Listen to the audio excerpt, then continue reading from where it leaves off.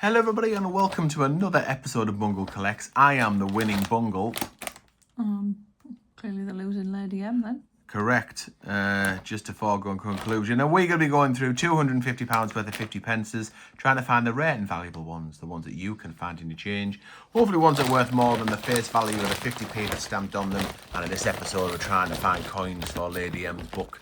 Now, this was ordered by my new old mate Sue from the post office, somewhere upon somewhere. Couldn't quite read it because it's a little bit doodad. 2025, so it's a recent bag. Rolly over bags inside. So if anyone can read what that says, then they're doing better than me. Let me just have a little kind of look. So definitely upon something. Hath. Don't know. I haven't got a clue. Just two. It's just two faded. Well, never mind.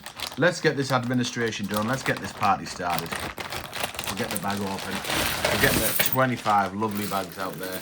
Let's have a little look at Lady M's book while she's doing that. This is her first page, and she needs the NHS anniversary there. And the Kew Gardens. I found 3 of them already this year. Lady M has found absolutely zip. She's doing okay for Olympics on that page, that's for sure. A couple on there, including top 5 Olympics in judo. Probably needs Benjamin Britten out the way, I would think, but another little Olympic on this page. Jemima Puddleduck, I've got that one as well. She needs them 3, the top 3 from 2018's Beatrix Potter set. I've actually found both of them as well, haven't I?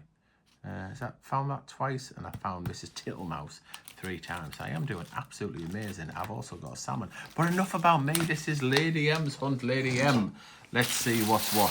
One thing I think's for sure, though, in our secondary competition, Benjamin Bunnies, the Benjamin Bunny hunt, if we find any Benjamin Bunny coins, we keep them. We'll put them in our money box and count them at the end of the year. I am confident you are ahead. You did really well, didn't you, in the last episode? Galloped ahead, I think. Yeah, we had a few bags of fun stuff in the last episode. Lots of blockers, lots of good finds. Whiff of the Kew Gardens in there. So if you haven't seen it, I've probably spoiled most of it, but still worth a watch if you want to go back and watch the last episode. But the bunny situation deteriorated for me. And then I'm pretty confident as. Did you say romped into the lead? Maybe. I'm not sure. I can't remember now. Okay. No worries. Curries, no worries. Remember Curries, no worries? Mm-hmm. And what was that was like for Curries, wasn't it? The electrical shop. It's merged now in the Carphone warehouse. I think it's still called Curries, but do you remember what the other one was called and what their little tagline was for a time before they went bust? We had Curries, no worries, and... Remember the other shop, the 2 main rivals? Comet. Yes. So it was Comet what? What was their little tagline? No idea. Comet Sense. Little play on words there. Big fan of TV adverts, me. You know, I think on the film Demolition Man, that was set in the future, although we've overtaken it now, I'm sure. But they had radio stations just completely dedicated to old TV commercials. One springs to mind: hot dogs, armoured hot dogs. That was, I assume, armoured hot dogs. It was a real, because it came out in the 90s. I assume that was a real advert, and then they were cracking on that. Because they act, don't they? It's like a bit make-believey, isn't it? These movies. Really? Yeah. So I assume it was a real advert at the time in America. Anyhow, so hot dogs, armoured hot dogs. Never had an armoured hot dog, but I know the jingle thanks to that film. Right, got a dad joke for you, and I did say it to you the other night, but you already knew it, and I said it at work a couple of days ago, and I messed it up, so I've had a bit of practice. Okay, so you might not know that Lady M and I have a second channel called Adventures of Bungle and Lady M. We do a whole range of things, coin-related business as well, where we'll go around territories and,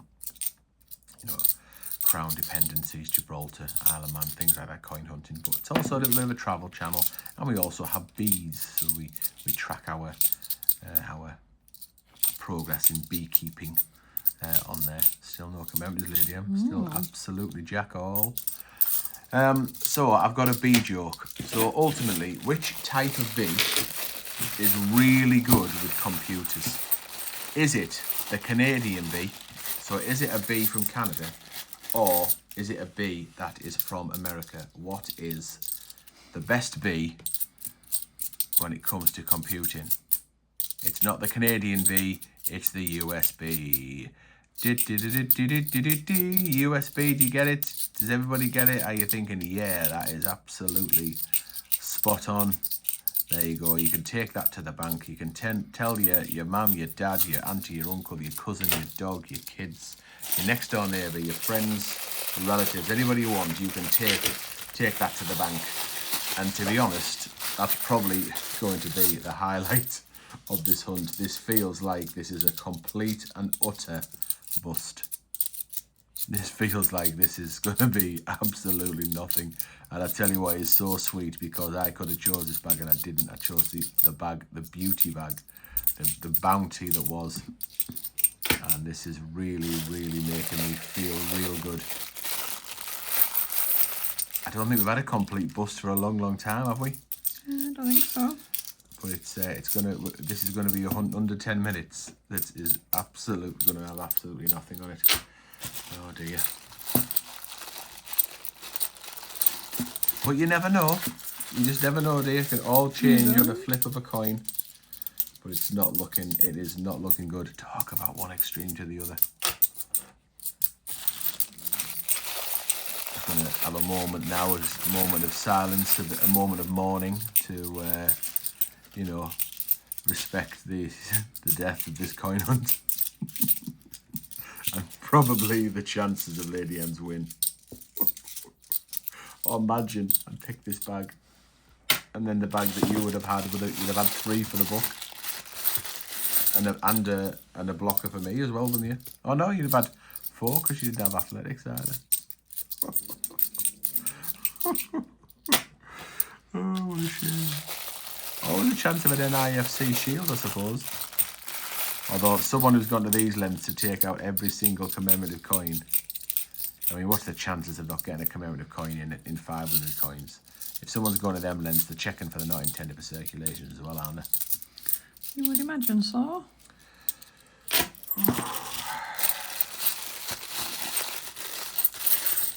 If we can all commiserate Lady M in the comments, that'd be great. She says this tough time having to deal with such a disaster. Might have to consider a GoFundMe page just to try and raise some funds to, get Lady M some access to some fun times to try and pick her up from the depths of adversity. We'll start though. What should the hashtag be? Hashtag poor Lady M. Keep on fighting. They were all 1997. Good on you. Oh dear. Keep on fighting, Lady M. Never give up.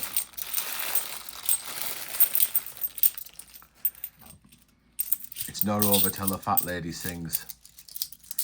Oh, I think I can pretty much hear her. She's certainly warming her vocal cords, love. Oh, hang on, there's a white stripe here.